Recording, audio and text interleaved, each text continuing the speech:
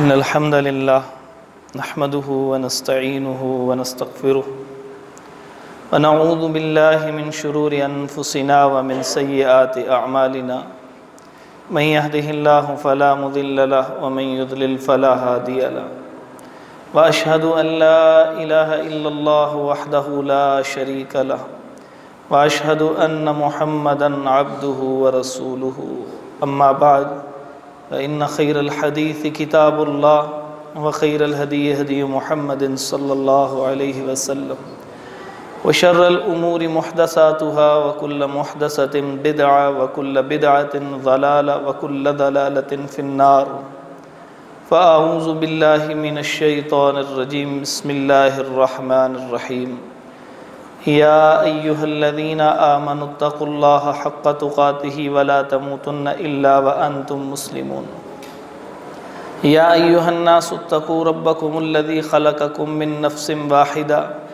وخلق منها زوجها وبث منهما رجالا كثيرا ونساء واتقوا الله الذي تساءلون به والأرحام إن الله كان عليكم رقيبا يا أيها الذين آمنوا اتقوا الله وقولوا قولا سديدا يصلح لكم أعمالكم ويغفر لكم ذنوبكم ومن يطع الله ورسوله فقد فاز فوزا عظيما اللهم صل على محمد وعلى آل محمد كما صليت على إبراهيم وعلى آل إبراهيم إنك حميد مجيد اللهم بارك على محمد وعلى آل محمد كما باركت على إبراهيم وعلى آل إبراهيم إنك حميد مجيد رب اشرح لي صدري رب اشرح لي صدري رب اشرح لي صدري ويسر لي أمري واحلل عقدة من لساني يفقه قولي اللهم تقبل منا صالح الأعمال وتجاوز عن سيئات أعمالنا اللهم إنا نسألك علما نافعا وعملا متقبلا ورزقا طيبا واسعا سهلا عاجلا حلالا مباركا طيبا وآتنا توفيق الإنفاق مما رزقتنا وشفاء من كل داء إلى أجل مسمى اللهم طهر قلوبنا من النفاق وأعمالنا من الرياء وألسنتنا من الكذب وأعيننا من الخيانة فإنك تعلم خائنة الأعين وما تخفي الصدور قال تبارك وتعالى في كلامه المجيد فأعوذ بالله من الشيطان الرجيم بسم الله الرحمن الرحيم وما ينطق عن الهوى إن هو إلا وحي يوحى حضرت محترم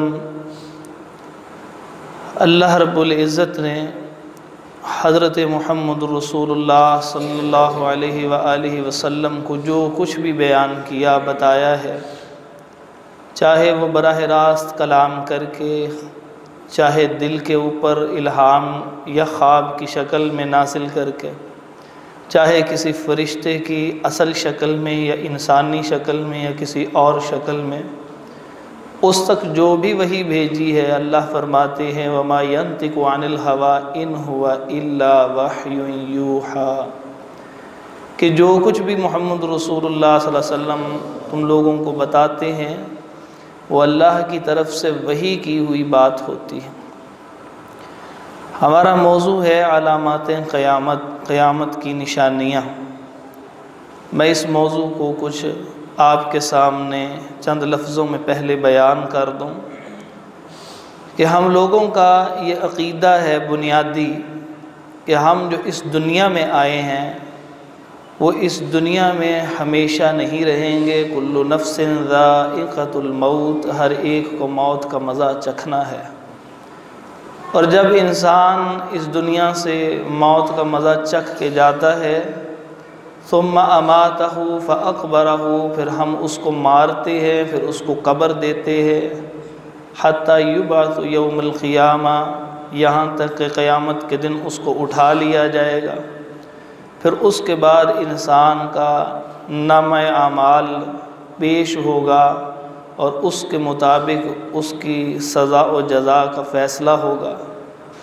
جو شخص جہنم کی آگ سے اس دن بچ گیا اور جنت میں داخل کر دیا گیا، یہی وہ شخص ہے کہ جو کامیاب ہے۔ تو انسان کے اندر آخرت کی کامیابی کی جو خواہش ہے وہ انسان کی اصل ہونی چاہیے۔ ایک واقعہ اور پھر اپنے موضوع کی طرف آتا ہوں۔ رسول اللہ صلی اللہ علیہ وآلہ وسلم کے سامنے ایک شخص نے آ کے بیان کیا کہ ہاں اس طرح اپنی بیٹیوں کو زندہ درگور کیا کرتا تھا۔ تو بتانے کا مقصد یہ ہے کہ جس وقت وہ آیا، الاسلام یہدم ما قبل، تو اسلام نے اس کے پہلے گناہوں کو معاف کر دیا، کلمہ پڑھنے سے سب ختم ہوا، اور پھر وہ انسانیت کی اس معراج پہ چلے گئے کہ جس معراج تک پہنچانے کے لیے انبیاء کرام آیا کرتے تھے کہ ہماری آخرت ٹھیک ہو جائے۔ تو انسان جب فوت ہوتا ہے تو انسان کے فوت ہونے کے بعد یہ دنیا ختم نہیں ہوتی، یہ دنیا اسی طرح چلتی رہتی ہے، اور ایک وقت آئے گا جب سب کچھ تباہ ہوگا، سور پھونک دیا جائے گا، سب ختم ہو جائے گا، کل من علیہا فان، پھر اس کے بعد دوبارہ سور پھونکا جائے گا، یوم تبدل الارض غیر الارض، آسمان و زمین کو دوبارہ اسی طرح بنایا جائے گا، پھر اس کے بعد حساب لیا جائے گا۔ تو انسان کی موت سے لے کے قیامت تک کا جو عرصہ ہے یہ چلتا رہے گا، ہم دنیا سے رخصت ہوں گے۔ تو یہ قیامت کیسے ہوگی؟ رسول اللہ صلی اللہ علیہ وآلہ وسلم ایک جگہ بیٹھے ہوئے تھے، آپ صلی اللہ علیہ وسلم کے پاس ایک بندہ آیا، سفید لباس پہنا ہوا تھا اس نے، اور سر کے بال بالکل صاف ستھرے تھے، لباس کے اوپر بھی کوئی گندگی نہیں تھی۔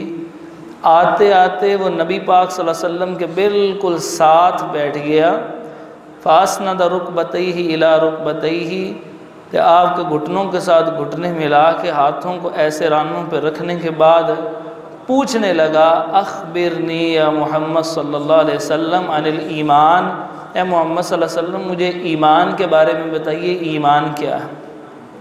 آپ صلی اللہ علیہ وسلم نے جواب دیا، ایمان یہ ہے۔ جو جواب دینا تھا وہ کہنے لگا، صدقت، آپ نے سچ کہا۔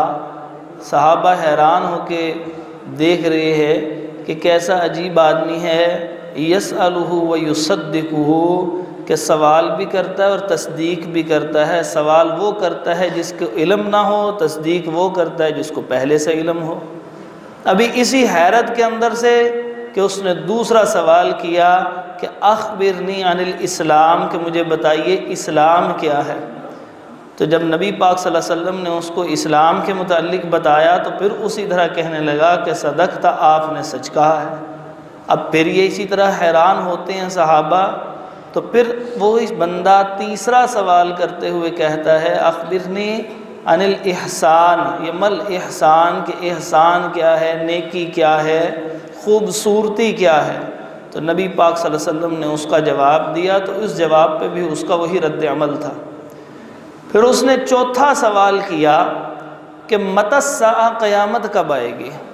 جب اس نے یہ سوال کیا تو نبی پاک صلی اللہ علیہ وسلم نے ارشاد فرمایا، مل مسئول عنہا بأعلم من السائل، کہ جس سے سوال کیا گیا ہے وہ اس سے زیادہ نہیں جانتا جو سوال کرنے والا ہے۔ کیونکہ ایک اشتباہ پیدا ہو سکتا تھا کہ بات بات پہ سوال کا جواب سن کے یہ بندہ آگے سے کہہ رہا ہے صدقت، آپ نے سچ کہا، تو اللہ رب العزت نے تو قیامت کا علم کسی کو نہیں دیا ہوا، تو آپ صلی اللہ علیہ وسلم نے اس کے علم کی بھی نفی کرتے ہوئے فرمایا، مل مسئول عنہا بأعلم من السائل، کہ نہ تو سوال کرنے والے کو علم ہے اور نہ جس سے سوال کیا گیا ہے اس کو علم ہے، تاکہ کہیں سامعین یہ نہ سمجھیں کہ صرف محمد رسول اللہ صلی اللہ علیہ وسلم کو اللہ نے نہیں بتایا، بلکہ یہ سامنے جو بھی ہے موجود اس کو بھی اس بات کا علم نہیں ہے۔ اس نے آگے سے کوئی ایسی بات نہیں کی۔ پھر کہنے لگا، اخبرنی عن اشراتہا وفی روایت عن عماراتہا، کہ آپ پھر اس طرح کریں مجھے اس کی کچھ نشانیاں ہی بیان کر دیں کہ قیامت کی کیا نشانیاں ہیں۔ تو نبی پاک صلی اللہ علیہ وسلم نے قیامت کی کچھ نشانیاں بیان کی اس حدیث میں اور اس کے علاوہ اور احادیث میں۔ آپ صلی اللہ علیہ وسلم نے ارشاد فرمایا ان تلد الامۃ ربتہا، کہ پہلی نشانی یہ ہے کہ قیامت کے قریب ایسا ہوگا کہ لونڈی اپنے مالک کو جنے گی۔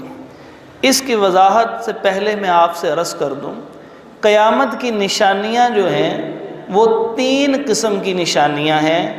ایک وہ نشانی ہے کہ جن نشانیوں کو دراصل ہمارے رویے کہنے چاہیے، یعنی قیامت سے پہلے انسانوں کے رویوں میں کچھ ایسی تبدیلی واقع ہو جائے گی جو اس سے پہلے لوگوں کے رویوں میں نہیں ہوا کرتی تھی۔ اور دوسری قسم وہ نشانیوں کی ہے، باقی دوسری اور تیسری، کہ جو انسان کے اختیار میں نہیں ہے۔ ایک وہ نشانیاں ہیں جو انسان کے اختیار میں ہیں، اور ایک قسم کی وہ نشانیاں ہیں جو انسان کے اختیار میں نہیں ہیں۔ اور جو اختیار میں نہیں ہے ان میں کیا ہے؟ چاند کا 2 ٹکڑے ہو جانا، یہ انسان کے اختیار سے، انسان کے بس سے باہر چیز ہے۔ اور ماں باپ کی نافرمانی کرنا، اس سے انسان رک سکتا ہے، اپنے اللہ سے دعا کرے تو اللہ رب العزت اس کو توفیق عطا فرما دیں گے۔ تو 2 بنیادی قسمیں ہیں قیامت کی نشانیوں کی۔ اس میں پہلی قسم یہ ہے کہ انسان کے رویوں میں کچھ خاص تبدیلی واقع ہو جائے گی، اور دوسری قسم یہ ہے کہ انسان کے اختیار سے باہر کچھ حالات اور واقعات، ایسے حوادث ہوں گے کہ جن پہ انسان کو کوئی اختیار نہیں ہوگا۔ اور یہ حوادث 2 قسم کے ہوں گے، ایک صغرا اور ایک کبرا کے نام سے احادیث کی کتابوں میں ملتے ہیں۔ سب سے پہلے ہم یہ دیکھیں کہ کون کون سے رویے انسانی مزاج کے اندر تبدیل ہو کے قیامت سے پہلے ظاہر ہوں گے۔ تو ان میں جو پہلا رویہ ظاہر آپ صلی اللہ علیہ وسلم نے ارشاد فرمایا ان تلد الامۃ ربتہا، کہ لونڈی اپنے مالک کو جنے گی۔ مفسرین نے اور شارحین نے اس کی 2 قسم کی تشریح کی ہے۔ پہلی قسم کی تشریح یہ کی ہے کہ اس قدر ماں باپ سے بدتمیزی کی جائے گی کہ جس ماں نے جس بچے کو جنا ہوگا وہ بچہ بڑا ہو کے اپنے ماں باپ سے خوب ایسے بولے گا، بد اخلاقی کی اس انتہا کو پہنچ جائے گا کہ جیسے کسی ملازم نہیں بلکہ غلام اور لونڈی سے لوگ جاہلیت میں بدتمیزی کیا کرتے تھے۔ تو یہ آج کسی حد تک پورا ہے لیکن مکمل طور پہ نہیں ہے۔ اللہ رب العزت ہمیں اس وقت سے پہلے اس دنیا سے لے جائے، کہیں ہم بھی اس کا شکار نہ ہو جائیں، کیونکہ آپ صلی اللہ علیہ وسلم نے ارشاد فرمایا میں تمہارے گھروں میں فتنوں کو گرتے ہوئے ایسے دیکھ رہا ہوں کہ وقع المطر، کہ کیسے بارش کے قطرے گرتے ہیں اس تیزی سے جیسے ان کو شمار نہیں کیا جا سکتا، ان پہ قابو نہیں پایا جا سکتا، ایسے فتنے بھی قیامت سے پہلے تمہارے اوپر وارد ہونے والے ہیں۔ اور فرمایا پہلا رویہ جو تبدیل ہوگا وہ ماں باپ کی بدتمیزی، ماں باپ سے حسن سلوک کی بجائے بدسلوکی کی انتہا ہوگی۔ دوسرا نبی مکرم صلی اللہ علیہ وآلہ وسلم نے ارشاد فرمایا کہ جو غریب لوگ ہوں گے، اتنے غریب ہوتے ہیں بعض لوگ کہ ان کے پاؤں میں جوتا بھی پورا نہیں صحیح ہوتا۔ فرمایا جو ننگے پاؤں اور ننگے سر اور ننگے بدن، یعنی انتہائی مختصر غربت کی وجہ سے لباس پہننے والے لوگ ہوں گے، اللہ ان کو اتنا مال عطا فرما دے گا کہ یتطاولون فی البنیان، کہ وہ بڑی بڑی عمارتیں بنائیں گے اور عمارتیں بنانے میں مقابلہ کریں گے کہ ہمارا پلازا، ہماری بلڈنگ دوسرے کی بلڈنگ سے بڑی ہے۔ اور آج یہ نشانی بہت حد تک پوری ہو چکی ہے۔ عرب کے وہ غرباء اور بدو لوگ کہ جن افراد کے پاس کھانے کو کچھ نہیں ہوا کرتا تھا، آج اتنی دولت ان لوگوں کے پاس آ گئی ہے کہ کرنے کو کوئی کام نہیں رہ گیا ماں سوائے بڑے بڑے برج خلیفہ اور بڑے بڑے ٹاور بنانے کے کہ ہم لوگوں کی عمارتیں بلند ہو جائیں۔ بس اسی بلند عمارتوں کو بنانے میں وہ مقابلہ کر رہے ہیں۔ فرمایا یہ قیامت سے پہلے ہوگا، اور یہ انسانی رویہ ہے، ایک مزاج ہے کہ میں بلند ہو جاؤں۔ اس مزاج کے بارے میں آپ صلی اللہ علیہ وسلم بتا رہے ہیں کہ ماں باپ سے بدتمیزی، اور اسی طرح یہ مزاج کے اندر اتنا تکبر، میں اور انانیت آ جائے گی کہ میری بلڈنگ، میری عمارت وہ زیادہ بلند ہے اور میں اس سے بڑا ہوں۔ فرمایا ان تلد الامۃ ربتہا کا دوسرا مفہوم یہ ہے کہ لونڈی اپنے مالک کو جننے کا مطلب یہ ہے کہ زنا اتنا عام ہو جائے گا کہ لوگ گھر کی نوکرانیوں تک کو نہیں چھوڑیں گے، زنا سے وہ بھی محفوظ نہیں رہیں گی۔ اللہ رب العزت اس قدر فحاشی کے وقت سے ہمیں یہاں سے لے جائے۔ کیا عجیب وقت ہوگا کہ انسان کے وہ رشتے کہ جو نہایت پاکیزہ ہوتے تھے، یہ یاد رکھیے رشتوں کی پاکیزگی دو طرح ہے۔ ایک وہ رشتے ہیں کہ جو محرم رشتے ہوتے ہیں، ان کے ساتھ تو پاکیزگی ہے ہی ہے۔ ایک وہ ہیں جو غیر محرم ہے، پاکیزگی ان کے ساتھ بھی ہے، بس پاکیزگی کے ساتھ پردے کو جمع کرنا۔ یہ مطلب نہیں ہے کہ سالی غیر محرم ہے تو وہ غیر محرم ہے تو کیا ان دونوں کے درمیان کوئی ایسی ذہنی خرابی تھی جس کی وجہ سے ان کے درمیان پردہ کرایا گیا؟ ایسی کوئی بات نہیں۔ نہایت معتبر اور بہنوں والا رشتہ ہے، لیکن فرمایا پردہ لازم اس لیے ہے تاکہ یہ اللہ رب العزت کے حکم کی پابندی ہو جائے اور کسی اور فتنے کے اندر کسی وقت بھی شیطان مبتلا نہ کر سکے۔ تو عرض یہ کر رہا ہوں، اسی طرح گھر کے اندر ملازم رکھی ہوتی ہیں عورتیں، صفائی ستھرائی کے لیے بھی ہوتی ہے، اور پہلے وقتوں میں اسی طرح بھی رکھی جاتی تھیں، اور ان کے اندر بھی پاکیزگی شامل رہتی تھی، کردار اعلیٰ ہی ہوتا تھا۔ لیکن فرمایا کہ قیامت کے قریب اتنا گندا رویہ انسانوں کا ہو جائے گا اور زنا اتنا عام ہو جائے گا کہ وہ لوگ کسی بھی رشتے کی پاکیزگی اور تقدس کا خیال کیے بغیر وہ اپنی بدکرداری کو پورا کریں گے۔ تیسری نشانی رسول اللہ صلی اللہ علیہ وآلہ وسلم کی حدیث میں جو ملتی ہے، فرمائے یتقارب الزمان، کہ زمانہ وقت جلدی جلدی گزرنا شروع ہو جائے گا۔ یعنی انسان صبح ہوتی ہے، رات ہوتی ہے، رات ہوتی ہے، صبح ہوتی ہے، انسان کے پاس وقت نہیں ہے۔ ایک انسان اس کے پاس وقت نہیں ہے کہ جو بڑی محنت کرتا ہے اور کوئی ایسا کام کر جاتا ہے جو رہتی دنیا تک اس کے لیے صدقہ جاریہ کے طور پہ ملتا ہے۔ انسان کے پاس ایسا علم ہے وہ جو لوگوں کو سکھا جاتا ہے اور اس کام کے اندر انسان مصروف رہتا ہے، لیکن یہاں پر بتایا جا رہا ہے یتقارب الزمان، وقت اتنی تیزی سے گزرے گا، 24 گھنٹے کے 24 گھنٹے رہیں گے، لیکن وقت کے اندر برکت ختم ہو جائے گی، سارا دن کی مصروفیت ہی مصروفیت۔ اور اگر پوچھا جائے کہ 50 60 70 سال کیسے گزرے، بھائی کیا کام کیا زندگی کے اندر؟ کیا قرآن مجید کو 2-4 دفعہ اچھی طرح پڑھ کے سنا؟ کیا اس کو لوگوں کو سنایا؟ تم نے اور کون سا ایسا کام کیا جو تمہارے لیے صدقہ جاریہ بن سکے؟ تو وہ کہہ دیتے ہیں انسان بس یہ وقت گزرنے کا پتہ ہی نہیں لگا۔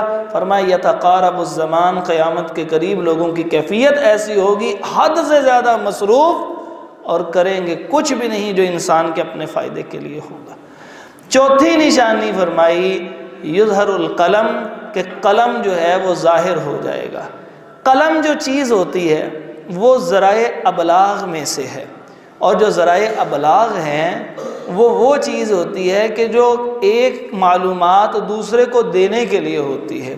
مثلا آپ نے کوئی چیز ہے وہ لوگوں تک پہنچانی ہے اور مستقل ان تک پہنچانے کا ذریعہ ہے تو کوئی کتاب لکھ دیتے ہیں، تو اس سے لوگوں تک وہ بات پہنچتی ہے۔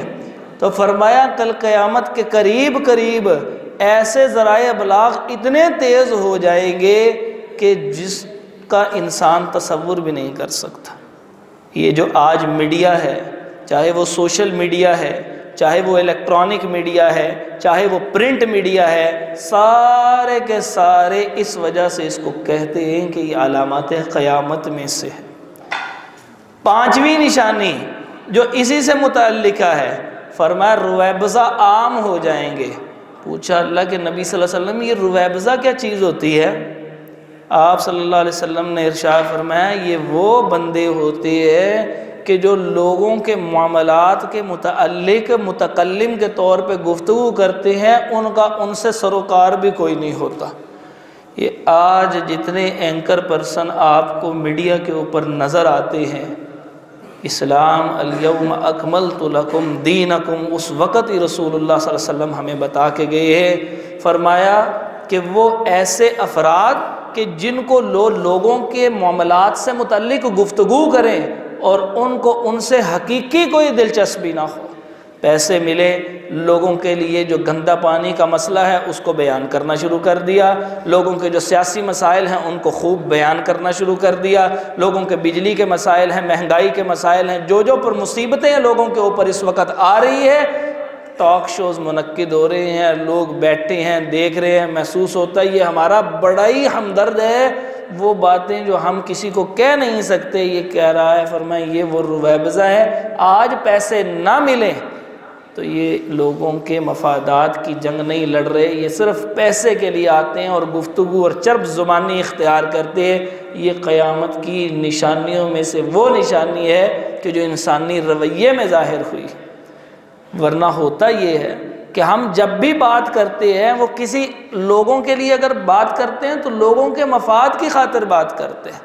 کوئی بڑا بوڑھا بزرگ ہے، وہ کسی کو سمجھاتا ہے کہ فلاں کام نہ کیا کرو، پھر آپ کو کیا مسئلہ ہے؟ وہ آگے سے کہتا ہے مجھے واقعی کوئی مسئلہ نہیں، میں زندگی کی اکثر جو ہے وہ شام میں اور دن گزار چکا ہوں، لیکن میں تمہیں اس لیے نصیحت کرتا ہوں لوگوں کا خیال کیا کرو۔ اس کو اس بات سے پیسہ کوئی نہیں ملتا، یہ ہے وہ نصیحت کرنے والا کمال انسان۔ اور رویبضہ وہ کہ جو لوگوں کے لیے بات کرے لیکن صرف اس لیے کہ اس کو 4 پیسے ملتے ہیں، اور اگر پیسہ دینا بند کر دیا جائے تو اس کو لوگوں سے حقیقت میں کوئی دلچسپی نہ ہو۔ چھٹی جو آپ صلی اللہ علیہ وسلم نے نشانی بیان کی، فرمایا کہ اذا ضیعت الامانہ، کہ جس وقت امانتیں ضائع کر دی جائیں گے۔ کہنے لگے صحابہ کرام رضی اللہ عنہم رسول اللہ صلی اللہ علیہ وسلم سے عرض کیا اللہ کے نبی صلی اللہ علیہ وسلم کیف اضاعتها، یہ امانت ضائع کیسے کی جائے گی؟ ایک بندے نے دوسرے بندے کو ₹1,00,000 پکڑایا، اس وقت درہم و دینار پکڑا دیے، کوئی سوٹ پکڑا دیا، کوئی جنس پکڑا دی، کوئی چیز دے دی، تو وہ ضائع کیسے ہوگی؟ کیا یہ ایسا وقت آئے گا، یعنی پوچھنے کا مقصد ہوگا کہ کوئی کیڑا لگ جائے گا اور وہ چیز خراب ہو جائے گی، وہ کوئی چور ڈکیت زیادہ ہو جائیں گے، کیا مسئلہ ہوگا؟ کیف اضاعتها یا رسول اللہ کے رسول صلی اللہ علیہ وآلہ وسلم یہ کیسے ضائع ہونی شروع ہو جائیں گے؟ فرمایا اذا اسند الامر الى غیر اہلہ فانتظر الساعہ، جب ذمہ داریاں ان لوگوں کو مل جائیں گی جو اس کے اہل نہیں ہوں گے، یہ امانتوں کا ضائع کر دینا ہے، تو اس وقت میں انتظار کرنا، اللہ کبھی بھی قیامت قائم کر دے۔ آج جتنے حکومتی معاملات ہوں، ہمارے انفرادی معاملات ہوں، اجتماعی معاملات ہوں، چاہے فیصلہ اوپر سے آ رہا ہو، چاہے ہماری ذات نے خود کرنا ہو، جہاں فائدہ اپنے کسی قریبی، اپنے کسی دوست کو مل رہا ہوتا ہے، ٹھیکہ اس بندے کو دیا جاتا ہے، چاہے وہ کام کرنے کے قابل بھی کیوں نہ ہو۔ یہ ہے وہ امانتوں کا ضائع کرنا۔ جاب اس بندے کو دی جاتی ہے سرکاری کہ جو اس منصب کا اہل نہیں ہوتا۔ بہت سارے بندے آئے، 1000-2000 بندے تھے جن افراد نے جاب لینے کے لیے جو ہے وہ اپنے تمام دستاویز جمع کروائے اور وہ برابر تھے، اور انٹرویو کے بعد سلیکشن ہونی تھی، اور کسی بڑے کا فون آ جاتا ہے میرا فلاں بندہ ہے، اس بندے کو آپ نے جاب پہ رکھنا ہے۔ یہ ہے امانتوں کا ضائع ہونا۔ یہی نبی پاک صلی اللہ علیہ وسلم فرما رہے ہیں اذا اسند الامر الى غیر اہلہ فانتظر الساعہ۔ جی کچھ پوچھنا؟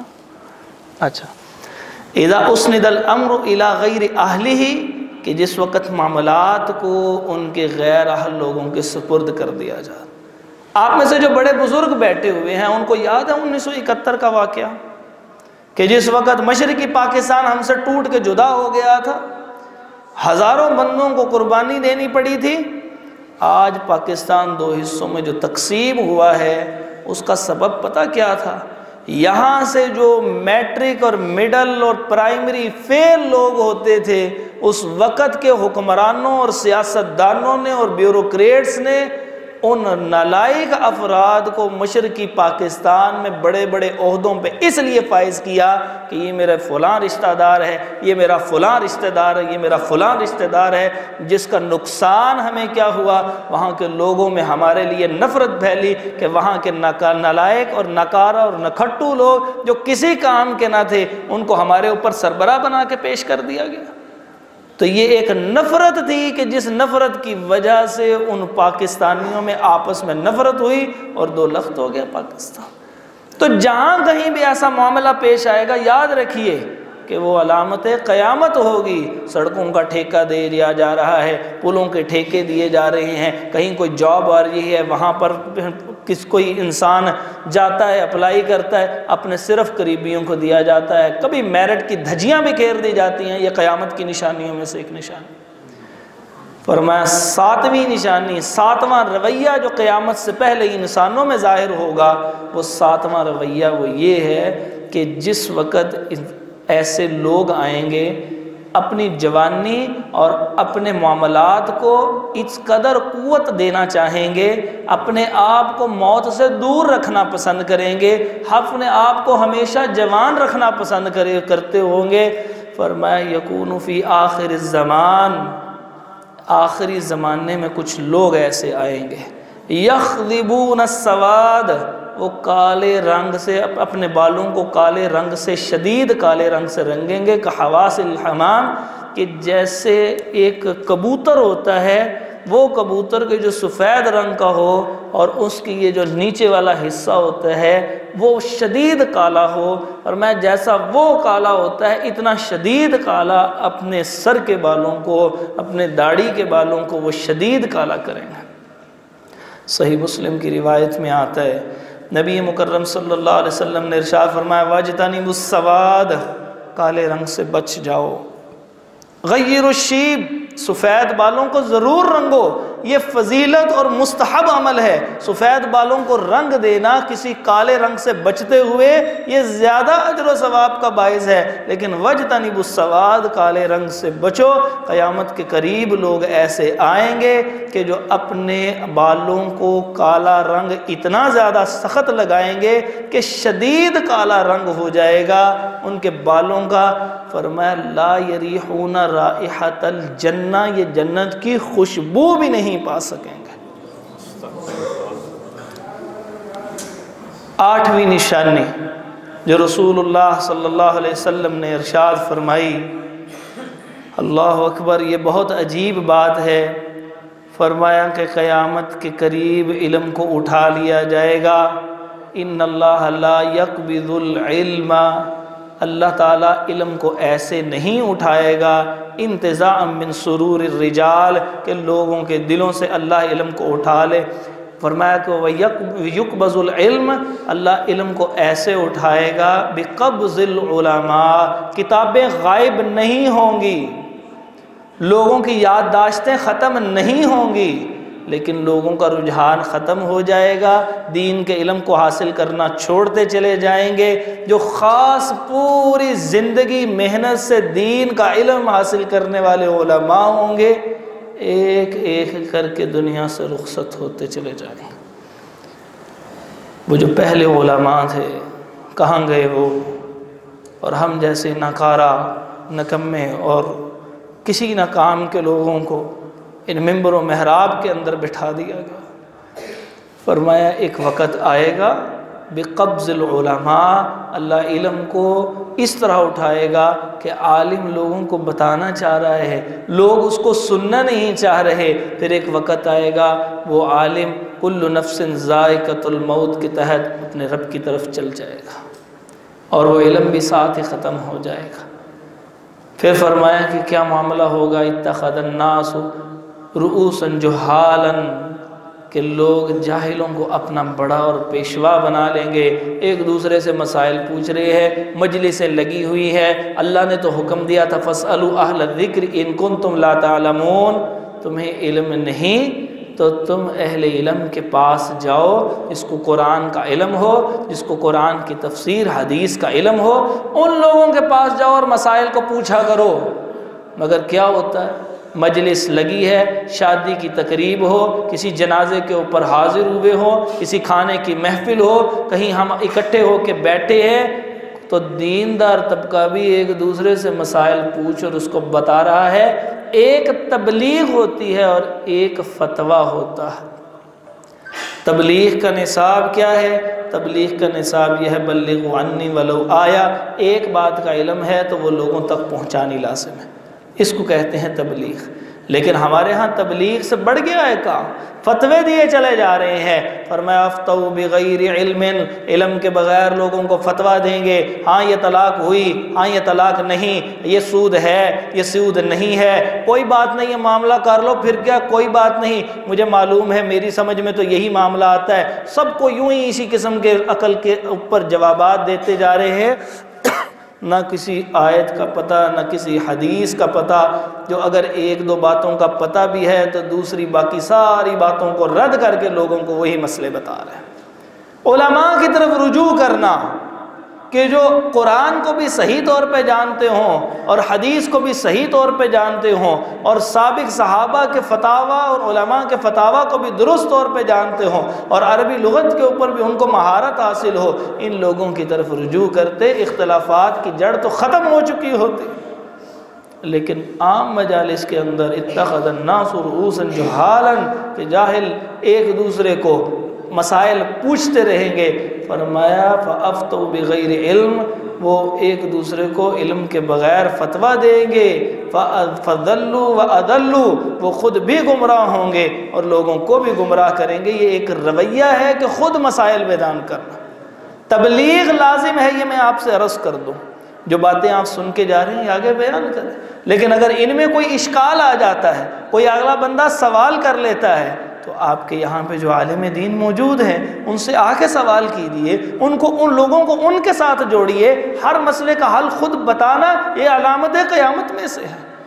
یہ ایک خاص رویہ ہے جو انسان کے اندر عجیب ڈیولپ ہو جاتا ہے۔ ایک مسئلے کا نہیں بھی علم تب بھی دھکے سے اپنی عقل کے مطابق جواب دینے کی کوشش کر رہے ہیں۔ اللہ فرماتی ہے فَاسْأَلُوا أَهْلَ الذِّكْرِ إِن كُنتُمْ لَا تَعْلَمُونَ، ایسا وقت آئے گا تمہیں علم نہیں ہوگا تو اہل علم کے پاس چلے جاؤ، یہاں جو موجود علماء ہیں ان سے جا کے سوال کرو، جو بات آپ تک پہنچی وہ لوگوں کو ضرور بتاؤ۔ اس بتانے سے روکا نہیں گیا، اسلام نے روکا نہیں ہے، لیکن مسائل کو اس انداز سے جو مسائل سمجھ بھی نہیں ہیں وہ بھی بیان کر دیے جائے کہ میری عقل تو یہی کہتی ہے۔ یہ قیامت کی نشانیوں میں سے ایک ایسی نشانی ہے جو رویے کے طور پہ ہم نے ظاہر ہو رہی ہے۔ پھر فرمایا علامات قیامت میں سے ایک یہ ہے کہ انسان جو ہیں وہ لباس سے آزاد ہونے کی خواہش کریں گے۔ فرمایا ایسی عورتیں ہوں گی کاسیات عاریات مائلات ممیلات، کہ جو ایسی عورتیں ہوں گی کہ جنہوں نے وہ لباس پہنا ہوگا کہ جو لباس پہننے کے بعد بھی وہ بے لباس ہی محسوس ہو رہی ہوں گے۔ وہ تین قسم کا ہوتا ہے، یا تو لباس بڑا ہی مختصر ہوتا ہے، یا لباس جسم کے ساتھ اس طرح چپکا ہوتا ہے کہ خد و خال واضح ہو جاتے ہیں، اور یا لباس نہایت باریک ہوتا ہے، مختصر چپکنے والا اور باریک لباس۔ وہ دراصل لباس نہیں ہوتا، وہ لباس نہ پہننے سے بھی زیادہ خوفناک اور اشتہا انگیز ہوتا ہے۔ فرمایا ایسی عورتیں ہوں گی قیامت کے قریب کہ جو لباس تو پہنے ہوں گی لیکن وہ ننگی ہوں گی اور خود بھی لوگوں کی طرف مائل ہوں گی اور اپنی اداؤں سے لوگوں کو اپنی طرف مائل کرنے والیاں ہوں گی۔ اور میری مائیں بہنیں بیٹیاں توجہ سے اس حدیث کا اگلا لفظ سنیے کہ کأن رؤوسہن، کہ ان کے جو سر ہیں کأسنمۃ البخت، کہ جیسے اونٹ کی کوہان ہوتی ہے اس انداز سے ان کے سر کے اوپر کوئی روبڑا نہیں بنے گا، کوئی زخم نہیں ہوگا، کوئی پھلاؤ نہیں ہوگا سر کے اوپر، لیکن وہ جوڑا اس انداز سے گھما کے بالوں کو کریں گی کہ جس کی وجہ سے ایسے بلند ہو جائے گا یہاں سے سر، جیسے اونٹ کی کوہان ہوتی ہے ایسے سر یہاں سے بلند ہو جائے گا، یہ علامت قیامت میں سے ہے۔ فرمایا لا يدخلن الجنہ، یہ جنت میں داخل نہیں ہوں گی، ولا یجدن ریحہا، اور یہ اس کی خوشبو بھی نہیں سونگھ سکیں گی، اور میلوں دور سے وہاں پر عطر کی خوشبو وہ آ رہی ہوگی۔ جو بھی جنت میں نہیں بھی گیا ہوگا، پار کر کے پل صراط سے وہاں پر میدان میں کھڑا ہوگا، جس نے ابھی داخل ہونا ہوگا، اس کو بھی جنت کی ہواؤں سے وہ آنے والی خوشبو مسحور کرے گی۔ فرمائے اس عورت کو تو وہ بھی نصیب نہیں ہوگی، اللہ ہمیں محفوظ فرمائے۔ یہ علامات قیامت وہ ہیں کہ جو ہم لوگوں میں ظاہر ہو رہی ہیں۔ فرمایا کل قیامت کے قریب لوگوں کا رویہ کیسے ہوگا، صحیح بخاری کے اندر حدیث ہے۔ فرمایا کچھ لوگ ایسے آئیں گے یستحلون الحر والحریر والخمر والمعازف، کہ بعض چیزیں ایسی ہوتی ہیں جو گناہ ہوتی ہیں، انسان گناہ کو سوچ کے گناہ کرتا ہے، اور بعض چیزیں ایسی ہوتی ہیں کہ جو گناہ ہوتے ہیں لیکن انسان گناہ کو گناہ سمجھ کے نہیں ثواب سمجھ کے کر رہا ہوتا ہے، یہ اس سے بھی بڑا گناہ ہے۔ فرمایا یستحلون الحر والحریر والخمر والمعازف، کہ چار ایسی چیزیں ہیں جو اسلام میں حرام تھی، قیامت کے قریب ایسے لوگ آئیں گے، کفار کی بات نہیں ہو رہی، ان کو حلال و حرام سے کوئی لینا دینا اور سروکار نہیں ہوتا، انہوں نے تو کبھی بھی نہیں کہا کہ شراب حرام ہے یا حلال ہے، ان کے نزدیک تو اس سے بحث ہی نہیں کرتے، وہ کہتے ہیں جو مرضی کھاؤ پیو، وہ جس مرضی رشتے کے ساتھ اپنا جنسی تعلق قائم کرتے ہیں، وہ جس انداز سے مرضی کاروبار کرتے ہیں، حلال و حرام کی قیود یہ مسلمانوں کے لیے ہے۔ فرمایا یستحلون الحر، وہ حرام چیزوں کو حلال بنا کے پیش کرنے کی کوشش کریں گے، جن لوگوں کو معلوم ہوگا یہ حرام ہے، وہ حرام کو حرام سمجھتے ہوئے جب کرتا ہے تو انسان توبہ کرتا ہے، یا اللہ میں ابھی کر رہا ہوں، اللہ میں نہیں کروں گا۔ جب انسان گناہ کو گناہ تصور کرتا ہے تو انسان توبہ کر سکتا ہے، اور جب انسان گناہ کو گناہ ہی تصور نہ کرے اس نے توبہ کیا کرنی ہے۔ 1947 سے بنا ہوا پاکستان، آج تک ہم ان سیاستدان، چھوٹے گلی محلے کے سیاستدانوں سے لے کے ملک کے اعلیٰ ترین سیاستدانوں تک، اکثریت، سب تو نہیں ممکن لیکن اکثریت، وہ گناہ کو گناہ نہیں تصور کرتی، وہ فراڈ کو فراڈ تصور نہیں کرتی، وہ اقربا پروری کو اقربا پروری کا گناہ تصور نہیں کرتی، اس وجہ سے اس کو چھوڑتی نہیں ہے۔ جب انسان گناہ کو گناہ تصور کرے گا تو اس کو چھوڑے گا۔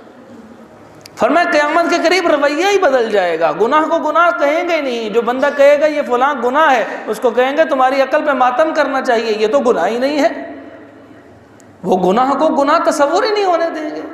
فرمایا شراب کو وہ حلال کہہ کے پینا شروع کر دیں گے، بہت سے انرجی ڈرنکس آتے ہیں، کبھی ان کے انگریڈینٹس کے اوپر نہیں دیکھا، کبھی ان کے مدرجات کے اوپر نہیں پڑھا کہ اس کے اندر کون کون سی ایسی چیزیں ملی ہوئی ہیں، 5، 10، 1، 20، 50، 30% علیحدہ علیحدہ اس کے اندر الکحل موجود ہوتی ہے، اور اس کو استعمال کر رہی ہے قوم۔ کہتے ہیں صرف کاربوہائیڈریٹس ہے، انسان کی انرجی جو ہے وہ انہینس کرتی ہے، وہ بڑھا دیتی ہے، اس لیے قوت آ جاتی ہے، اس کے اندر صرف کاربوہائیڈریٹس نہیں، کبھی انگریڈینٹس پڑھ کے دیکھیے اس کے اوپر لکھا ہوا ہے۔ وہ تو کافر تھے، انہوں نے تو لکھ کے بھیجا تھا، ہم لوگوں نے کہا نہیں اس سے کیا فرق پڑتا ہے، یہ تو تھوڑی سی مقدار ہے، حلال ہے۔ ایسے ٹی وی کے اوپر لوگ مل رہے ہیں، اور نام میں لینا نہیں چاہتا، یہاں پر بیٹھ کے اس انداز سے وہ لوگوں کے سامنے ٹاک شوز کے اندر بطور مسلم سکالر لوگوں کو سمجھا رہے ہوتے ہیں کہ کوئی بات نہیں، یہ گناہ نہیں ہے۔ ایک بڑے آدمی کو میں نے سنا، وہ یہ کہہ رہا تھا جب اس سے یہ پوچھا گیا کہ اگر حضرت آپ کی حکومت آ گئی تو آپ فلم انڈسٹری بھی بند کر دیں گے، آپ تو یہ سب لوگوں کے گانے بجانے کی باتیں بھی بند کر دیں گے، ڈرامہ انڈسٹری بھی بند، ہر چیز تو یہ بند ہو جائے گی، اتنے لوگ جو ہیں وہ بے روزگار ہو جائیں گے، آپ کیا کریں گے؟ آپ تو لوگوں میں بے روزگاری تقسیم کر دیں گے۔ اب اس نے اپنی طرف سے چپتا ہوا ایک مولوی سے سوال کیا ہے، لیکن علامت قیامت کا وہ بالکل عین مصداق شخص کہنے لگا کہنے لگا آپ کو کس نے کہا موسیقی حرام ہے؟ وہ اینکر حیران رہ گیا کہ ہم تو یہی سنتے آئے ہیں کہ آج تک یہ حرام ہی ہے۔ کہنے لگا جی حرام نہیں ہے، داؤد علیہ السلام اتنی خوبصورت تورات پڑھا کرتے تھے، یہ بھی موسیقی ہے، نعوذ باللہ من ذالک۔ کہنے لگا پڑھو، الرحمن علم القرآن خلق الانسان علمہ البیان۔ بڑا خوبصورت پڑھنے کے بعد کہنے لگا دیکھو نا، الرحمن علم القرآن خلق الانسان، یہ موسیقی ہے، نعوذ باللہ من ذالک۔ اس نے سورہ الرحمن کو موسیقی بنا دیا، اور میں حیران رہ گیا، اور یہ میں نے اپنے کانوں سے خود سنا ہے، اور اب بھی میری نظروں کے سامنے اس شخص کی تصویر آ رہی ہے، کیونکہ انسان کی زندگی میں کچھ ایسے واقعات ہو جاتے ہیں انسان بھول نہیں سکتا ان کو۔ تو نبی پاک صلی اللہ علیہ وسلم نے فرمایا یستحلون الحر والحریر والخمر والمعازف، کہ موسیقی کو حلال کر کر کے پیش کیا جائے گا۔ رسول اللہ صلی اللہ علیہ وسلم کی تعریف کرنا ایک مسلمان کے ایمان کا حصہ ہے۔ قرآن نے تعریف کی، الم نشرح لک صدرک ووضعنا عنک وزرک، اور پھر فرمایا وانک لعلی خلق عظیم، اور صحابہ تعریف کیا کرتے تھے۔ یہ ساری کی ساری نعت تھی، یہ ثواب کا کام تھا، محبت رسول صلی اللہ علیہ وسلم میں خوبصورت الفاظ کا کہنا یہ ایمان کا حصہ تھا۔ اس نعت کے ساتھ جو گانے بجانے کے انسٹرومنٹ لگا دیے، آپ صلی اللہ علیہ وسلم نے فرمایا میں تم پر 3 چیزیں حرام کر رہا ہوں اللہ کے حکم سے۔ کون کون سی؟ فرمایا شراب حرام ہے، جوا حرام ہے، اور اس کے ساتھ فرمایا کوبا بھی حرام ہے۔ راوی کہنے لگے کوبا کیا چیز ہوتی ہے؟ تو سمجھایا کوبا ڈھولکی کو کہا جاتا ہے، جو دونوں طرف سے ایسے بند ہوتی ہے، جس کے اوپر ہاتھ یا کوئی چیز ماریں تو اس میں سے آواز اور سر نکلتی ہے۔ اور آپ کو معلوم ہے کہ جتنے آلات موسیقی ہیں ان میں گھٹیا ترین جو ہوتا ہے وہ ڈھول ہوتا ہے، نہ اس کی کوئی آواز نہ کچھ اور۔ اگر اسلام ڈھول کے بھی چھوٹا حصہ جو ڈھولکی کی شکل ہے، جس کو عربی میں کوبا کہتے ہیں، اسلام نے اس کو حرام قرار دے دیا، تو آپ بتائیے کہ کیا باقی چیزیں حلال رہ سکتی ہیں؟ ہرگز نہیں۔ لیکن وہ کہہ رہا ہے یہ تو جائز ہے، ہماری نعتوں کے اندر بھی آ گیا ہے۔ اور الیاذ باللہ ایسا نہ ہو کہ کہیں قرآن مجید کی تلاوت کے ساتھ بھی بعض لوگ کر لیں۔ ان لوگوں کا انسان کی عقل میں بعض اوقات کوئی بات نہیں آتی۔ آپ آج سے 500 سال 600 سال پہلے کا بندہ اٹھا کے لے آئیں اور اس کو کہیں کہ رسول اللہ صلی اللہ علیہ وسلم کی نعت پڑھی جا رہی ہے اور ساتھ یہ ڈھولکی ڈلائی جا رہی ہے دف کے نام پہ۔ دف اور چیز ہوتی ہے، یہ ہم نے تو میوزیکل انسٹرومنٹ لگا لیے ہیں، آلات موسیقی کے ساتھ کر رہے ہیں۔ تو اس کو کہیں کہ ایسے نبی صلی اللہ علیہ وسلم کی تعریف ہوگی، وہ اپنے کانوں کو ہاتھ لگا کے کہے گا ایسے کوئی مسلمان سوچ بھی نہیں سکتا۔ مگر رسول اللہ صلی اللہ علیہ وسلم کو اللہ رب العزت نے بیان کر دیا وحی کے ذریعے، آپ صلی اللہ علیہ وسلم نے انسانوں کو بتایا کہ یہ حرام چیزیں حرام سمجھ کے لوگ نہیں کریں گے، ان کو حلال سمجھ کے کریں گے، اوپر دلیلیں دیں گے کہ یہ جائز ہے۔ بہت مشہور آنے والا ایک شخص دلیل کیا دے رہا تھا حرام کو حلال کرتے ہوئے، کہنے لگا کہ یہ جو رسول اللہ صلی اللہ علیہ وسلم کی حدیث ہے جس میں آتا ہے کہ عائشہ رضی اللہ عنہا موجود تھیں، رسول اللہ صلی اللہ علیہ وسلم موجود تھے، اور کچھ بچیاں جو تھیں وہ شور شرابہ کر رہی تھیں اور وہ ترنم سے اشعار کو پڑھ رہی تھیں اور دفوں کو بجا رہی تھیں۔ اس دوران ابو بکر صدیق رضی اللہ عنہ آگے، اور یہ صحیح حدیث ہے، انہوں نے کہا بند کرو ان شیطانیت کو۔ تو رسول اللہ صلی اللہ علیہ وسلم نے فرمایا رہنے دو، یہ ہماری عید اور ہماری شادیاں ہیں، اور یہ صحیح حدیث ہے، ذرا اس کو سمجھ لیجئے۔ اور پھر میں آپ کو حدیث پچھلی کی طرف لے کے جاتا ہوں، اس میں لفظ ہے جاریہ۔ جاریہ کہتے ہیں نابالغ بچی کو۔ اور یہ بتائیے کہ 7 سال کی عمر میں نماز فرض ہوتی ہے؟ نہیں ہوتی۔ یہ بھی یاد رکھیے 10 سال کی عمر میں بھی نماز فرض نہیں ہوتی۔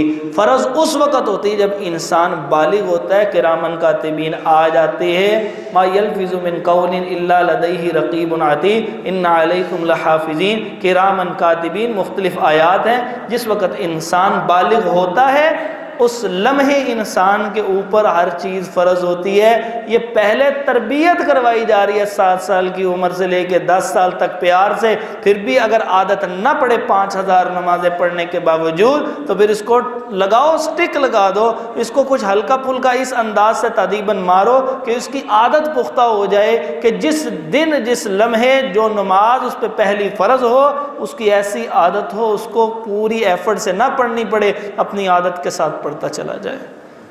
تو وہ جو جاریہ ہے، وہ جو نابالغ بچی تھی، اگر اس کو شور شرابہ کرنے دیا تھا تو اس میں کون سی ایسی قباحت تھی؟ وہ تو ابھی تو وہ بالغ ہی نہیں ہوئی، بالغ ہوتی تو اس کے کرامن کاتبین اس کا لکھتے نامہ اعمال، جس کا نامہ اعمال ہی کوئی نہیں، ابھی لکھا جا رہا، اور اگر وہ ایسا شور شرابہ کر بھی رہی ہے تو یہی نبی پاک صلی اللہ علیہ وسلم نے سمجھایا یہ نابالغ بچیاں ہیں، ان کو شادی کے موقع کے اوپر نہ روکا کرو۔ اور وہ صاحب کہنے لگے آپ صلی اللہ علیہ وسلم نے عورتوں کو گانا بجانے اور یہ مہندی اور ڈول ڈمکے جائز قرار دے دی، نعوذ باللہ من ذالک۔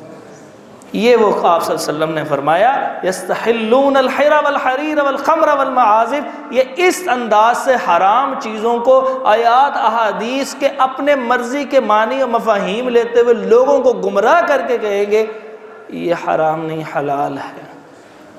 یہ رویہ ہے، اور کیسا گھٹیا رویہ ہے کہ اللہ ایک چیز کو حرام کر دیں اور انسان انہی آیات اور احادیث جن میں حرام ہوا ان کے معانی کو بدلے اور اس کے ساتھ اس کو حلال کرتا چلا جائے۔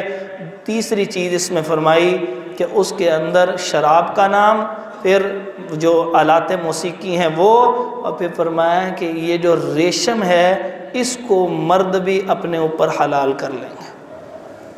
کہنے لگے کوئی بات نہیں، بہت زیادہ تو مقدار نہیں ہے، یہ اتنی سی مقدار موجود ہے احادیث کے اندر، یہ تقریباً 1 پوٹے کی انگلی کے برابر ہے، اتنی مقدار کی کوئی پٹی لگی ہوئی ریشم کی تو وہ مرد پہن سکتا ہے پورے سوٹ کے اوپر، پورے کے پورے سوٹ میں 20 25 30% ریشم ہی ریشم شامل کر لی، اور یہ ہم لوگ تو تصور بھی نہیں کر سکتے، وہ اتنی مہنگی ہے۔ تو جتنا امیر آدمی ہوتا ہے اور اپنے آپ کو شاب دکھانے کے لیے کہ جو میں پہن سکتا ہوں وہ کوئی اور نہیں پہن سکتا، پھر اس کو کوئی اور لباس تو ملتا نہیں، پھر وہ جو چیزیں پہنتا اس کے اوپر سونے سے کڑھائیاں کروائی جاتی ہیں، اور وہ ریشم جو نہایت مہنگی ہے اس سے بنے لباسوں کو پہنا جاتا ہے، آج بھی یہ کیا جاتا ہے۔ اور اگر ان کو کوئی روکے تو اس کو سمجھایا جاتا ہے اب میں تکبر سے نہیں پہن رہا، نبی صلی اللہ علیہ وسلم نے تکبر سے پہننے سے منع کیا تھا۔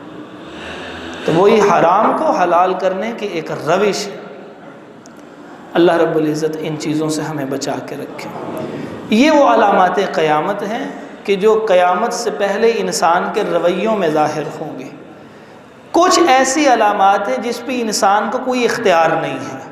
میں وہ کچھ باتیں آپ کے سامنے تفصیلاً تو نہیں عرض کر سکتا، کچھ باتیں آپ کے سامنے عرض کرتا ہوں، لیکن ترتیب سے سور پھونکنے تک کے معاملات کو۔ آپ صلی اللہ علیہ وسلم نے ارشاد فرمایا کہ میرا اس دنیا میں آنا قیامت کی ایک نشانیوں میں سے ایک نشانی ہے، اور اس سے معلوم ہوتا ہے قیامت کی ہر نشانی بری نہیں ہو سکتی۔ ہم جب کوئی برا کام دیکھتے ہیں ایک لفظ کہتے ہیں جی یہ تو قیامت کی نشانی ہے، یہ قیامت کی نشانی ہے۔ قیامت کی نشانیاں بیان کرنا کس کے ذمہ تھا؟ قیامت کی نشانیاں بیان کرنا محمد رسول اللہ صلی اللہ علیہ وسلم کے ذمہ تھا، ہم نے نہیں بیان کرنی، جو انہوں نے بیان کی وہ ہم نے بیان کرنی ہے۔ ہر بات کو قیامت کی نشانی نہیں کہا جا سکتا، کیونکہ ہر بری بات تو قیامت کی نشانی نہیں ہوتی۔ جناب عیسیٰ علیہ السلام آئیں گے، مہدی آئیں گے، کیا وہ بری چیز بری ہے؟ نعوذ باللہ من ذالک، اعاذنا اللہ من۔ تو لہٰذا ہر چیز بری کو دیکھتے ہوئے علامت قیامت نہیں۔ مجھے اس سے وہ حدیث یاد آ گئی، فرمایا قیامت کے قریب لوگوں کی حالت وہ ہوگی کہ لوگ ایک دوسرے کو رسول اللہ صلی اللہ علیہ وسلم کی حدیث کے طور پہ اچھے اچھے جملے سنائی جائیں گے جو آپ صلی اللہ علیہ وسلم نے نہیں فرمائے، فرمایا وہ بیان کیے جائیں گے۔ آپ صلی اللہ علیہ وسلم نے خود خبر دی، فرمایا ایسے حدیثیں تمہیں بیان کی جائیں گی ما لم تسمعوا انتم ولا آباؤکم، نہ تم نے سنی نہ تمہارے کبھی بڑوں نے وہ حدیثیں سنی، وہ تمہیں بیان کی جائیں گی۔ جب تم ان سے پوچھو گے یہ حدیث کہاں ہے، وہ کہیں گے بس یہ حدیث ہے، ایسا ہی ہے، حدیث ہے جی حدیث ہے، اور حوالہ اس کو کوئی بھی نہیں ہوگا۔ تو جب کوئی حدیث بیان کرے تو اس کا حوالہ بھی موجود ہونا ضروری ہے۔ تو اس لیے آپ صلی اللہ علیہ وسلم نے فرمایا کہ جس وقت وہ ایسا معاملہ ہو جائے تم ان سے بچنا، کیونکہ وہ تمہیں فتنوں میں مبتلا کر دیں گے۔ اور ایک مسئلہ یہ ہے کہ ایک عالم ایک حدیث بیان کرتا ہے، آپ نے نہیں سنی، کسی بڑے نے نہیں سنی، لیکن وہ حدیث کی کتاب میں موجود ہے، تو اس میں علم کا نقص ہے، ہمارے علم کا نقص ہے، لیکن ایسی بطور حدیثیں نیٹ کے اوپر گردش کر رہی ہیں، میسیج آتے ہیں۔ آپ نے سنا ہوا ہے علم حاصل کرو ختم چین جانا پڑے، حدیث کے طور پہ کوئی حدیث نہیں ہے، یہ مشہور ہے کہ یہ حدیث ہے، حالانکہ یہ کوئی حدیث نہیں ہے، یہ وہی رسول اللہ صلی اللہ علیہ وسلم کی سچی حدیث ہے کہ تم ایسی باتیں سنو گے بطور حدیث کہ جو حدیث نہیں ہوں گی اور وہ کہیں بھی موجود نہیں ہوں گی، حدیث کے طور پہ مشہور ہوگی۔ الدنیا مزرعۃ الآخرہ، دنیا آخرت کی کھیتی ہے، بات درست ہے لیکن حدیث تو نہیں، بات تو درست ہے مگر یہ حدیث نہیں ہے۔ ما آل من اختصد، جس نے میانہ روی اختیار کی وہ کبھی تنگ دست نہیں ہوگا، بہترین جملہ ہے، لیکن آپ صلی اللہ علیہ وسلم کی طرف کیوں منسوب کر رہے ہیں جب وہ حدیث ثابت نہیں ہے؟ تو ایسی چیزیں کہ جو رسول اللہ صلی اللہ علیہ وسلم سے ثابت نہ ہوں وہ نبی پاک صلی اللہ علیہ وسلم سے منسوب کر دی جائے، یہ بھی قیامت کی نشانیاں ہیں۔ اور انہی میں ایک یہ بات بتا رہا ہوں کہ علامت قیامت ہم نے نہیں کسی چیز کو کہنا، اور اگر ہم نے کہہ دیا تو یاد رکھیے یہ حدیث گھڑنے کے مترادف ہو جائے گی، کیونکہ علامت قیامت بیان کرنا وہ رسول اللہ صلی اللہ علیہ وسلم کی ذمہ داری تھی، اور اگر ہم نے کسی برے عمل کو دیکھ کے کہا یہ علامت قیامت ہے، پہلے پتہ کریں کیا وہ علامت، کیا ہر علامت قیامت بری ہوتی ہے، یا ہر بری چیز کو دیکھتے ہوئے ہم کہہ سکتے ہیں علامت قیامت ہے؟ ایسا ہرگز نہیں ہے۔ جو باتیں حدیث سے ثابت ہیں صرف وہی علامات قیامت ہیں۔ ان میں آپ صلی اللہ علیہ وسلم نے ایک اشار فرمایا کہ میرا اس دنیا میں آنا بھی قیامت کی نشانی ہے۔ وہ کیسے ہے؟ انبیاء کا جو سلسلہ جناب آدم علیہ السلام سے شروع ہوا تھا وہ محمد رسول اللہ صلی اللہ علیہ وسلم پہ آ کے اختتام پذیر ہو گیا۔ تو جب انبیاء کا سلسلہ ختم ہو گیا اور نبی نے نہیں آنا، اس کا مطلب کہ ایک عمل ہو رہا ہے وہ اللہ نے ختم کر دیا، تو اس کا مطلب اس کے بعد قیامت آنے کے قریب ہو گئی۔ اس وجہ سے نبی صلی اللہ علیہ وسلم فرما رہے ہیں کہ میرا اس دنیا میں آنا، اور دوسری حدیث میں ہے میرا اس دنیا سے جانا، یہ علامتیں قیامت میں سے ہے۔ آپ صلی اللہ علیہ وسلم نے ارشاد فرمایا سیکون، ان قریب ایسا ہوگا، ثلاثون دجالون کذابون، 30 بڑے ایسے لوگ آئیں گے کہ جو ہر ایک ان میں سے کہہ رہا ہوگا انہو نبی اللہ، کہ وہ اللہ کے نبی ہے، حالانکہ وہ جھوٹے بدبخت لوگ ہوں گے۔ اور تاریخ کی کتابوں میں لکھا ہوا ہے سب سے پہلے جو ہے وہ مسیلمہ کذاب، اسی زمانے میں ایک عورت سجاہ نامی نے کیا، اسود عنسی نے کیا، اور طلیحہ نے کیا، اور کرتے کرتے جو مدارس سے جو متعلق لوگ ہیں ان کو یاد ہوگا متنبی، تو وہ بھی اسی طرح اس نے بھی نبوت کا دعویٰ کیا تھا، اور کرتے یہ مرزا غلام احمد قادیانی، یہ 22واں بنتا ہے ایک اندازے کے مطابق، اندازہ غلط بھی ہو سکتا ہے، یہ 22واں اس لیے کہا جا رہا ہے کہ جو چھوٹے ہیں وہ تو بہت زیادہ ہیں۔ آپ صلی اللہ علیہ وسلم نے فرمایا کذابون دجالون، بہت بڑے فراڈیے جو ہر ایک آخر میں یہی کہہ رہا ہے میں اللہ کا نبی ہوں۔ تو نبی صلی اللہ علیہ وسلم نے یعنی ختم نبوت علامت قیامت میں سے ہے کہ آپ صلی اللہ علیہ وسلم کا آنا، اس دنیا سے چلے جانا، اس امت کو یہ سب باتیں بیان کر دینا، دین کے محفوظ ہو جانا، یہ اس اعتبار سے علامت قیامت میں سے۔ پھر فرمایا کہ بڑی علامات میں سے جس پہ انسان کو کوئی اختیار نہیں ہے، دریائے فرات ہے، عراق سے چلتا ہے اور اس سے آگے شام کی طرف چلا جاتا ہے۔ اگر آپ یوں دیکھنا چاہیں تو اگر پاکستان ادھر ہے تو یہاں سے نکلیں سعودیہ ادھر ہے، دبئی ادھر ہے، عراق ادھر ہے، ایران ادھر ہے، اور عراق سے اوپر یہ شام کا علاقہ ہے، اور یہاں سے پھر آگے فلسطین ہے۔ تو یہ عراق اور شام یعنی جو سعودی عرب کا ریاض کا شہر ہے، اس سے اوپر چلیں تو وہ عراق ہے، اور عراق سے نکلتا ہے یہ دریائے فرات۔ فرمایا ایسا تغیر ہوگا کہ اچانک اس میں سے ایک پہاڑ نکلے گا اور وہ سونے کا پہاڑ ہوگا۔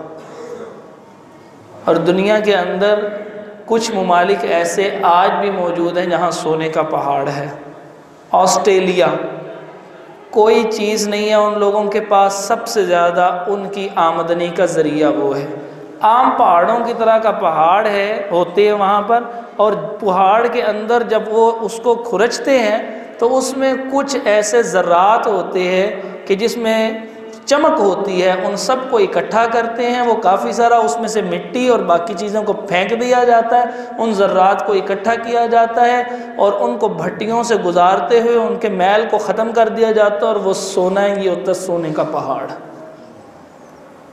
ایسے نہیں ہے کہ ایک سونے کا پہاڑ پورے کا پورا نکل آیا، وہ پہاڑ کے اندر سونے کے چھوٹے چھوٹے ذرات ہوتے ہیں، آج بھی موجود۔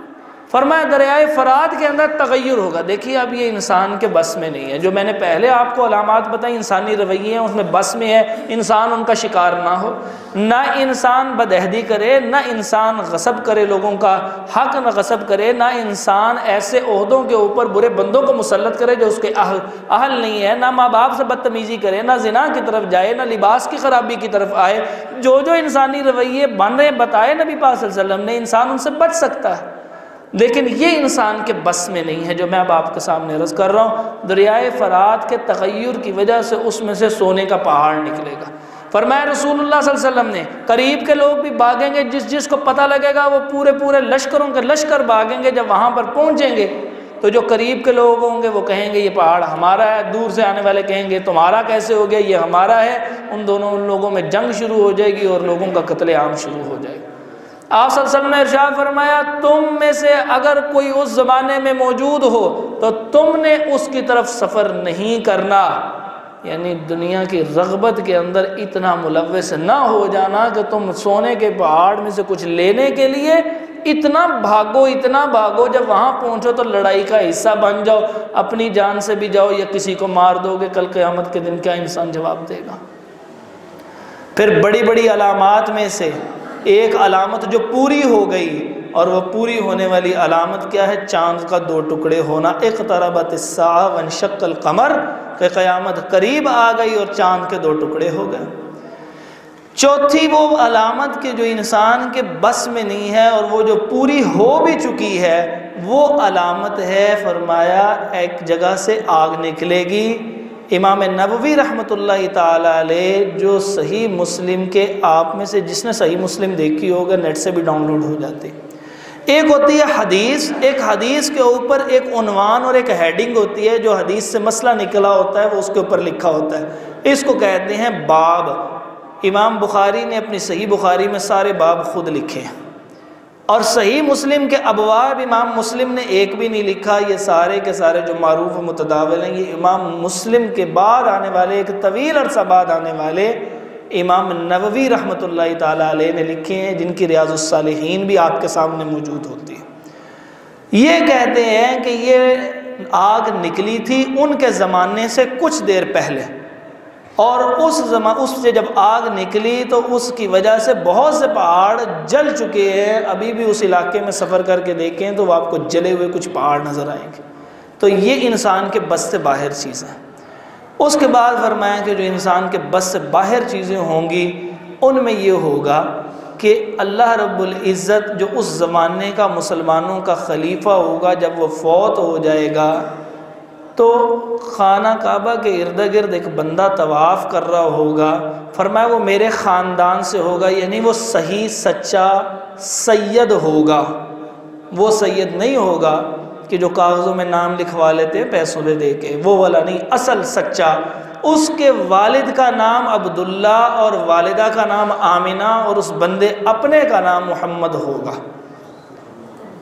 یہ وہ محمد رسول اللہ صلی اللہ علیہ وسلم نہیں ہے۔ فرمایا یہ وہ بندہ ہوگا، خلیفہ پہ فوت ہوگا، لوگ اس کے ہاتھ پر اس کی علامات کو دیکھ کے بیعت کر لیں گے، یہ ہے امام مہدی، ان کے ہاتھ پہ بیعت ہوگی۔ پھر شام کی طرف سے ایک لشکر نکلے گا، وہ بھی یہاں پر آئے گا، وہ اس کو تقویت دیں گے اور اس طرح ان کی خلافت قائم ہو جائے گی اور مسلمانوں کے متفقہ خلیفہ محمد بن عبداللہ یعنی امام مہدی ہوں گے۔ اور 1988 کے اندر ایک بندے نے امام مہدی ہونے کا دعویٰ کیا اور خانہ کعبہ کے اندر اس نے جو گھیراؤ کر لیا اور وہاں کے لوگوں کو جو طواف کرنے کے کر رہے تھے ان لوگوں کو بھی باہر نہ جانے دیا اور امام مہدی ہونے کا دعویٰ کر دیا، حالانکہ وہ امام مہدی پوری اس میں علامات نہیں تھی۔ آپ صلی اللہ علیہ وسلم نے ارشاد فرمایا تھا کہ لوگوں کا اتفاق ہو جائے گا علماء کا کہ یہی امام مہدی ہیں، اور علماء کا اتفاق تھا کہ یہ امام مہدی نہیں ہے، حالانکہ آپ صلی اللہ علیہ وسلم نے فرمایا تو علماء کا اتفاق ہوگا۔ تو یہ 1988 کے اندر یہ معاملہ پیش آیا۔ تو ایسے کئی لوگوں نے امام مہدی ہونے کا دعویٰ کیا۔ سوڈان کے اندر ایک آدمی تھا، اس نے امام مہدی ہونے کا دعویٰ کیا۔ کراچی کے اندر ایک آدمی ہے، اس نے امام مہدی ہونے کا دعویٰ کیا۔ قادیان کا جو مرزا غلام احمد قادیانی تھا، اس نے نبوت کے دعوے سے پہلے امام مہدی ہونے کا دعویٰ کیا، پھر اس نے عیسیٰ علیہ السلام ہونے کا دعویٰ کیا، پھر اس کے بعد اس نے نبی ہونے کا دعویٰ کیا۔ تو یہ ایک سچی بات ہے، سید خاندان سے، محمد نام، باپ کا نام عبداللہ اور والدہ کا نام آمینہ، اس وقت کا خلیفہ انتقال کرے گا، وہ وہاں پر طواف کی حالت میں ہوں گے۔ اللہ کی شان ہے، وقت خلافت قائم ہوئی ہوگی، اس وقت کے خلیفہ فوت ہوں گے اور وہ اللہ ان کو وہاں تک لے کے آیا ہوگا۔ کیسی عجیب بات ہے۔ تو یہ سب معاملات اللہ رب العزت بنائیں گے۔ فرمایا ایک رات کے اندر سب لوگ اس بندے کی بیعت کر لیں گے، لوگوں تک خبر پہنچ جائے گی، 7 سال تک وہ دنیا کے اندر خوب عدل و انصاف قائم کریں گے، ہر طرف عدل و انصاف ہی عدل و انصاف ہوگا۔ اس کے بعد فرمایا مسلمان اور عیسائی مل کے اپنے ایک مشترکہ دشمن سے جنگ کریں گے، اور وہ جنگ کس جگہ کے اوپر ہوگی؟ فرمایا وہ جنگ ہوگی اردن کے دریائے اردن جو میں نے آپ کو بتایا ہے، شام سے اوپر کی طرف کو چلیں تو فلسطین اور وہ اسرائیل کا علاقہ آتا ہے، اس جگہ جنگ ہو رہی ہے۔ تو وہ اس جگہ جہاں جنگ ہوگی، مسلمان اور عیسائی مل کے اپنے مشترکہ دشمن کے خلاف، وہ یہودی نہیں ہوں گے، یہ یاد رکھیے، وہ یہودی نہیں ہوں گے، وہ کوئی اور دشمن ہوگا۔ اس کی آپ صلی اللہ علیہ وسلم نے کوئی وضاحت نہیں کی۔ تو ان سے جب جنگ کریں گے تو اللہ مسلمانوں کو فتح عطا فرمائیں گے۔ تو وہاں پر ہی ایک بندہ ہوگا عیسائیوں میں سے، وہ اٹھ کے ایسے ٹی کا جو نشان ہوتا ہے جس کو صلیب کہتے ہیں، وہ ایسے اٹھا کے کہے گا صلیب کو فتح ہو گئی ہے۔ ایک مسلمان کو بڑا غصہ چڑھے گا کہ تو شرک کرنے والا، اللہ مشرک کو پسند نہیں کرتا، یہ تو توحید والے تیرے اندر موجود تھے، اللہ نے فتح عطا فرما دی، تو کون ہوتا ہے یہ کہنے والا کہ صلیب کو فتح ہوئی؟ عیسیٰ علیہ السلام تو اللہ کے بندے اور اس کے رسول تھے، یہ کیسے ہو سکتا ہے؟ تو ان کی آپس میں لڑائی ہوگی، وہ لڑائی طول پکڑ جائے گی۔ وہ مسلمان اور عیسائی جو آپس میں ایسے اکٹھے تھے، ایک مشترکہ دشمن سے جنگ کر رہے تھے، اس بات کی وجہ سے دونوں کے دونوں آمنے سامنے ایسے آ جائیں گے۔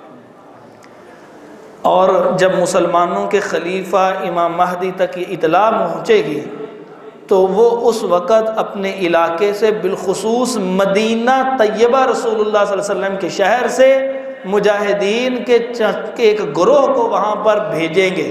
جب یہ یہاں پر پہنچے گا، ادھر عیسائی ہیں، ادھر یہ مسلمانوں کا ایک دستہ بھی آ گیا ہے رسول اللہ صلی اللہ علیہ وسلم کے شہر سے، امام مہدی کے کہنے پہ جب وہ آمنے سامنے آ جائیں گے تو اس وقت یہ ایک چال چلیں گے عیسائی۔ ان کو آپ صلی اللہ علیہ وسلم نے فرمایا ہمیں کہ یہ ان کو کہیں گے تم چلے جاؤ واپس، ہماری تو صرف اس بندوں سے جنگ ہے کہ جس نے ہمارے ساتھ زیادتی کی، حالانکہ کوئی زیادتی نہیں کی۔ کلمہ توحید کا بلند کرنا کون سی زیادتی ہے؟ یہ تو اللہ کا حکم ہے۔ تو وہ ایک چال چلتے ہوئے مسلمانوں میں تفریق پیدا کرنے کی کوشش کریں گے۔ آج بھی دیکھیں مسلمان کو کوئی شکست نہیں دے سکتا، مسلمان کے اندر سے وہ افراد نکالے جاتے ہیں کہ جو مسلمانوں کو قتل کرتے ہیں، خوارج کی شکل میں ہوں اور وہ بہکے ہوئے افراد کی شکل میں ہوں، چاہے وہ یکسر الحرج کی کیفیت پیدا کرنے والے ہوں کہ قتل کرنے والے کو بھی کچھ معلوم نہیں ہے کہ قتل کیوں کیا جا رہا، میں کیوں کر رہا ہوں، اور جس کو قتل کیا جاتا ہے اس کو بھی پتہ نہیں ہے مجھے قتل کیوں کیا جا رہا۔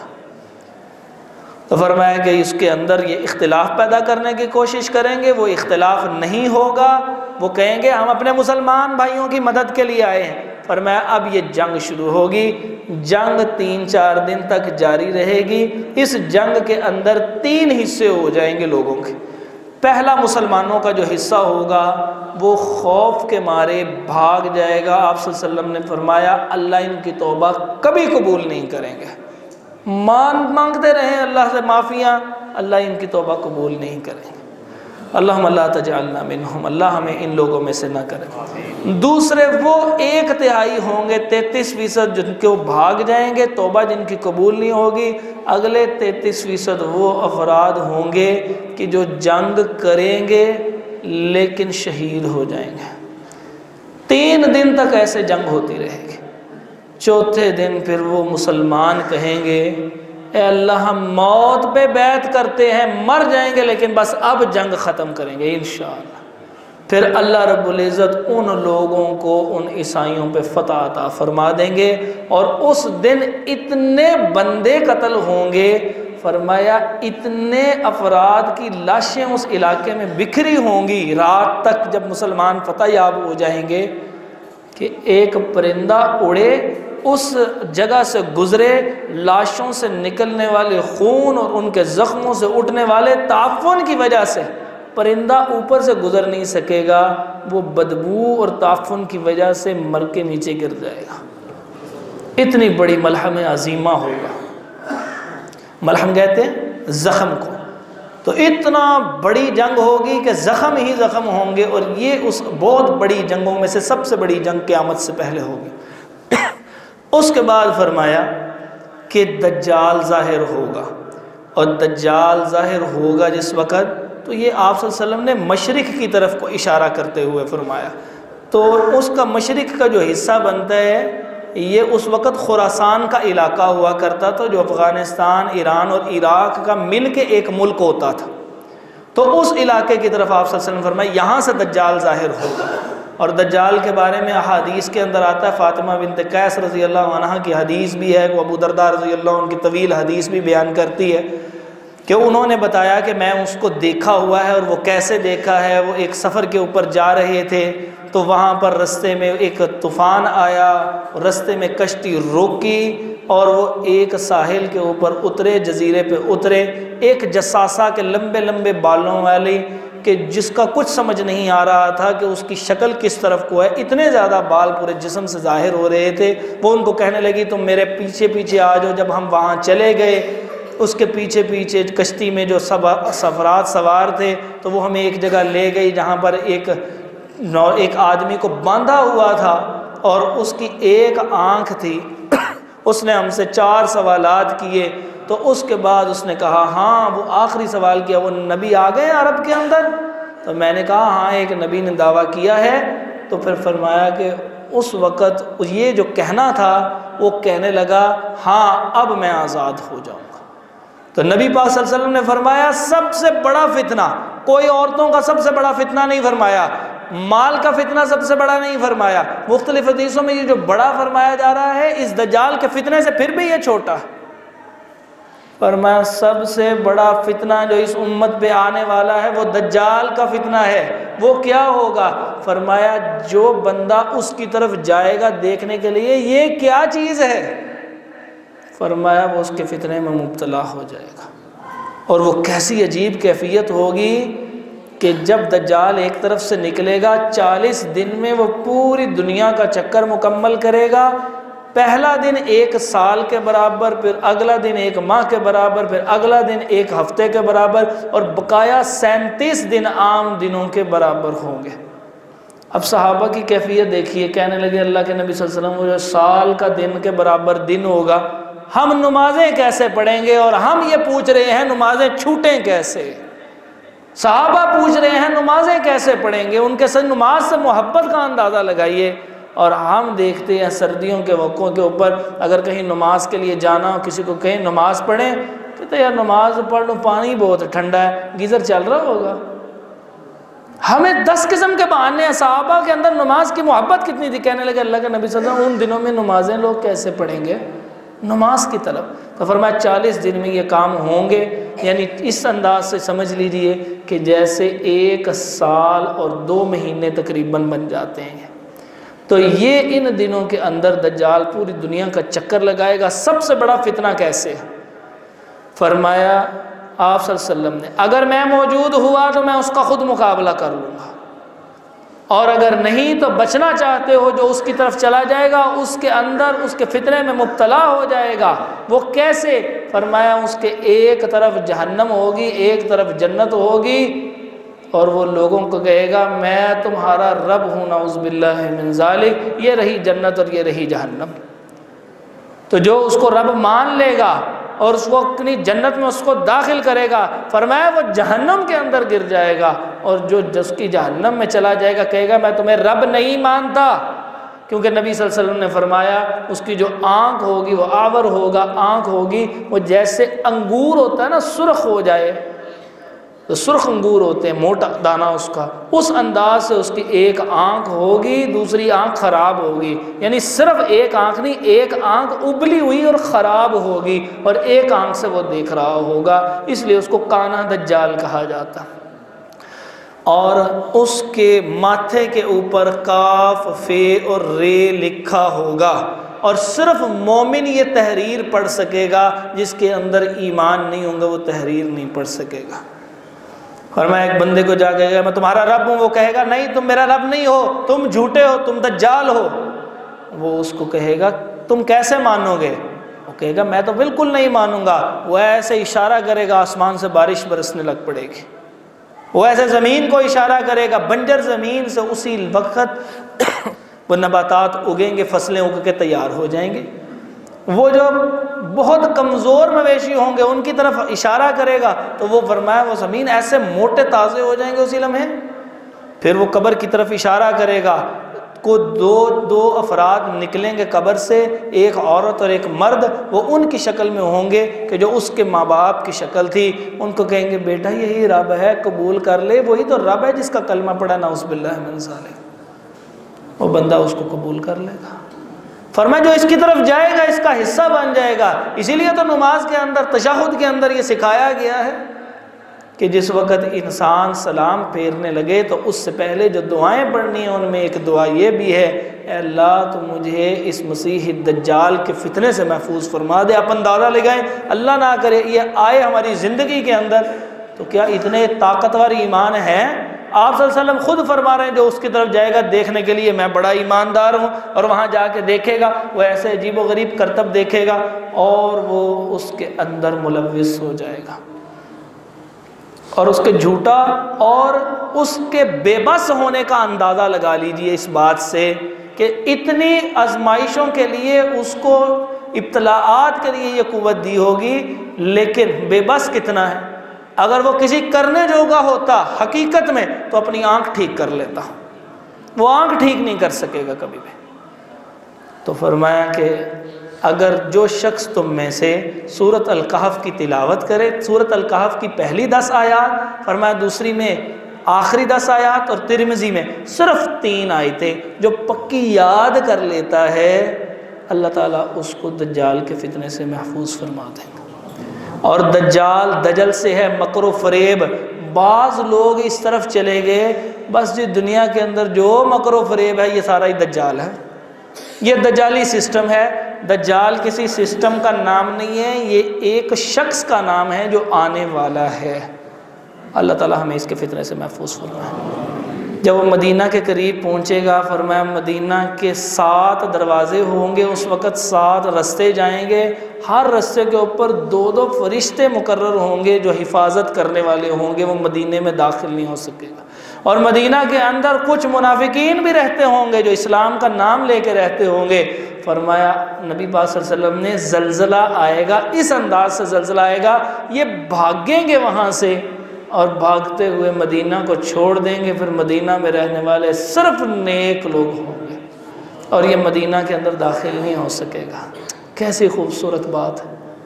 آپ صلی اللہ علیہ وسلم نے ارشاد فرمایا تم میں سے جو شخص مدینہ میں مر سکتا ہو وہاں پر مرے۔ اور صحابہ جنہوں نے یہ بات سنی اور وہ مدینہ چھوڑ کے صرف مجھ اور آپ کے آبا و اجداد کو اسلام کی دعوت دینے کے لیے آ گیا ہے۔ اللہ اکبر، اس مدینہ کو چھوڑا۔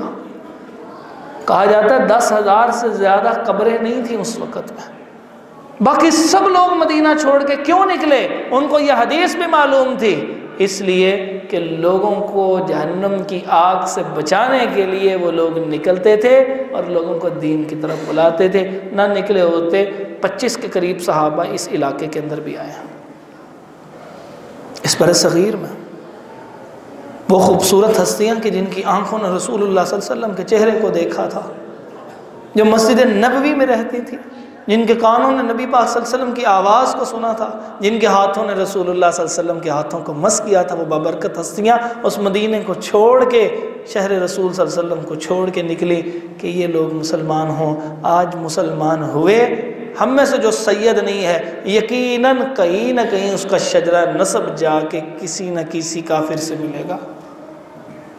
یہ ایک اطمینان کی بات ہے، آگے جا کے پھر آدم علیہ السلام سے مل جائے گا، لیکن حقیقت میں یہ ان صحابہ کی محنت ہے۔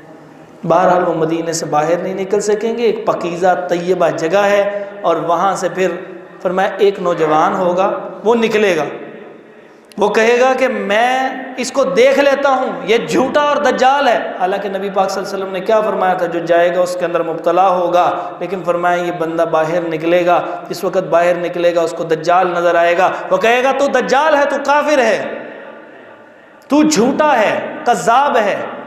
وہ اس کو کہے گا تو مجھے مان، میں تیرا رب ہوں، وہ کہے گا تو میرا رب نہیں ہے۔ وہ آرا پکڑے گا دجال اور اس مسلمان کے یہاں سے چیرنا شروع کرے گا اور 2 حصوں میں تقسیم کر کے پھر وہ درمیان سے چلے گا، آدھا حصہ ادھر گرا ہے نوجوان کا، آدھا ادھر ہے، درمیان سے چل کے واپس جائے گا، اشارہ کرے گا اور پھر وہ کہے گا اب بتا میں تیرا رب ہوں کہ نہیں ہوں؟ وہ کہے گا نہیں، مجھے پہلے اگر یقین نہیں بھی تھا اور یقین آ گیا تو دجال ہی ہے۔ یہ ہوتا ہے ایمان۔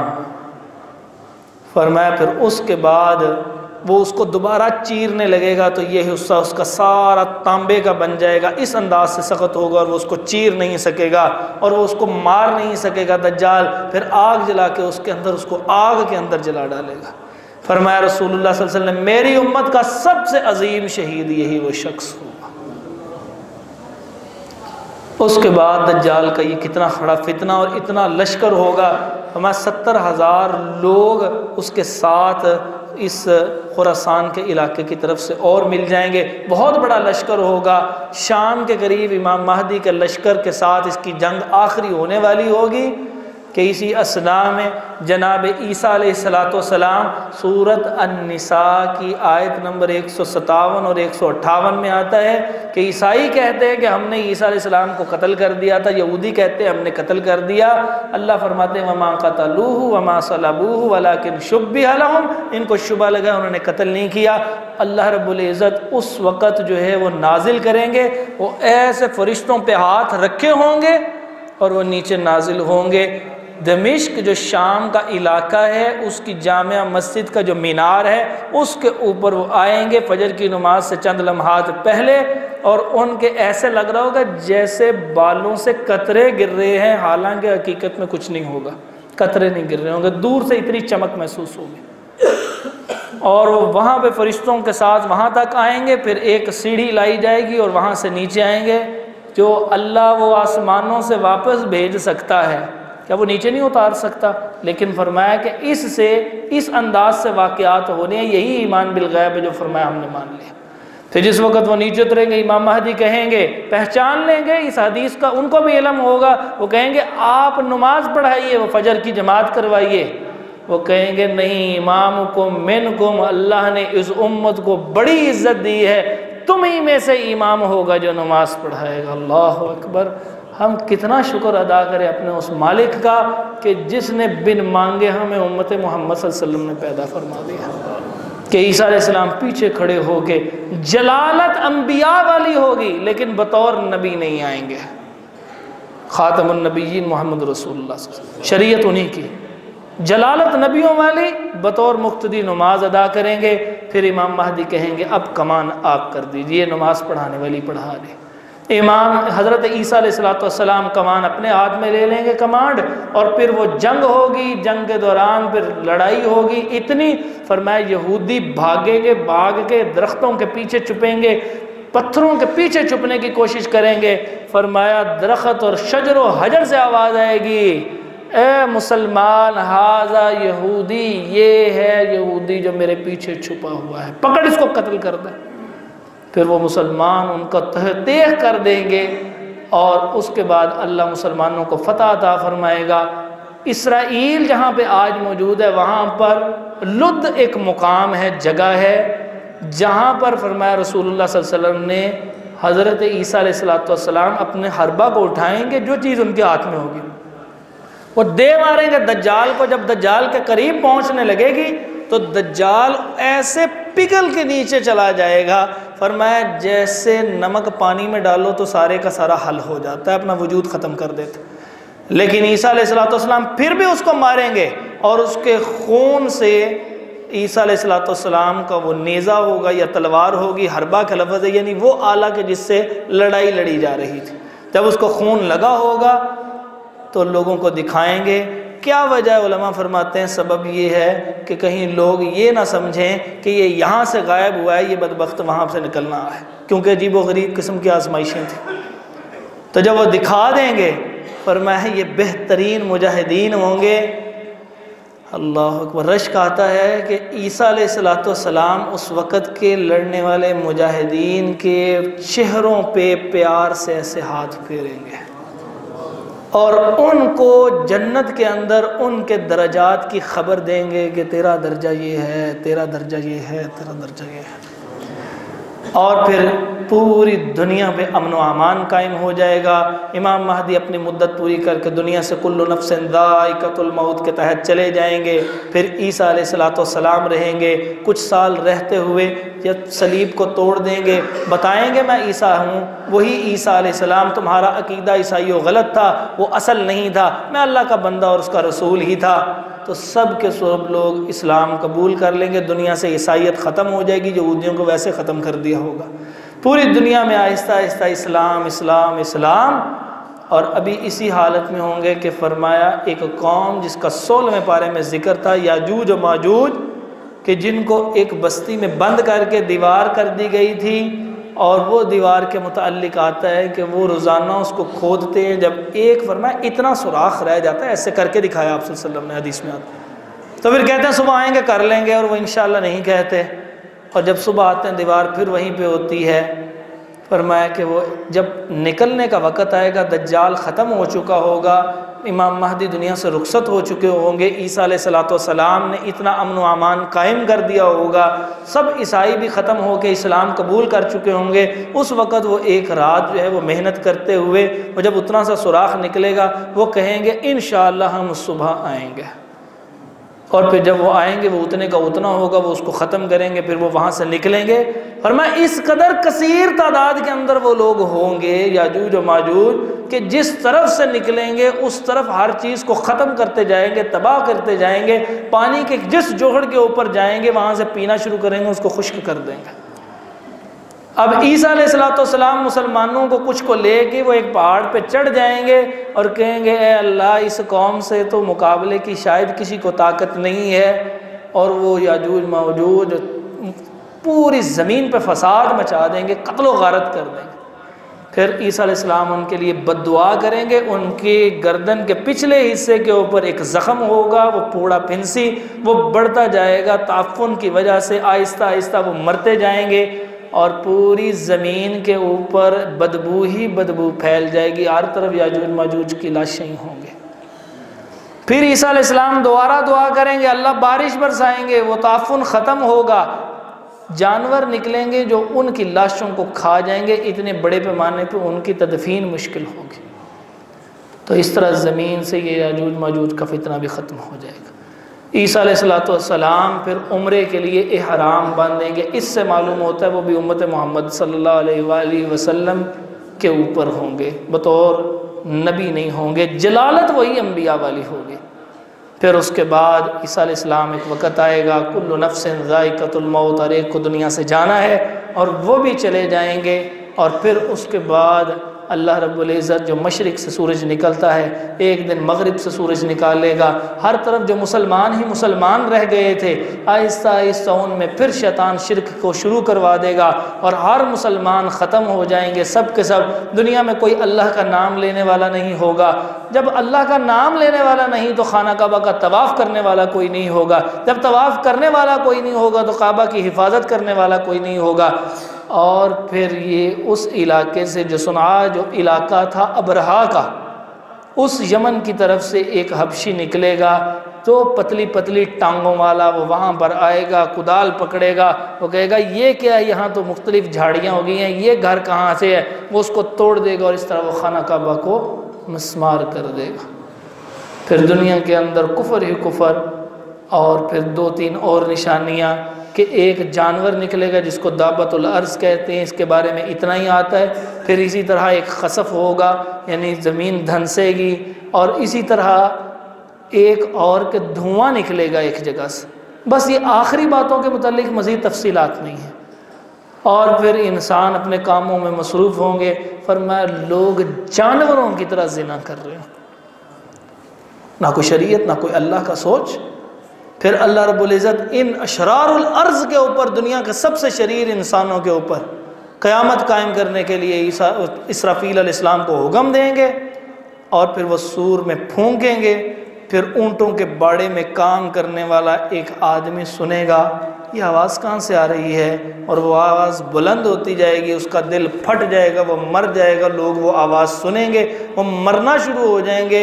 اتنی شدید تیز آواز ہوگی کہ وائبریشن ہوگی، زمین ہلے گی۔ اذا زلزلت الارض زلزالہا، اور قیامت قائم ہونا شروع ہو جائے گی۔ آپ 1.25 گھنٹہ تقریباً بیٹھ کے سنتے رہے۔ میں اللہ سے دعا کرتا ہوں اللہ تعالیٰ آپ کا یہ بیٹھنا قبول فرمائے، اور اللہ تعالیٰ اس سننے سنانے کو قیامت کے دن ہمارے لیے توشہ آخرت بنا دے، اور جو بری رویے اور علامات ہیں اللہ تعالیٰ ہمیں ان کا مصداق نہ بنائے۔ اللہ رب العزت ہمیں ہر فتنے سے محفوظ فرمائے۔ اقول قولی ھذا استغفر اللہ لی ولکم ولجمیع المسلمین۔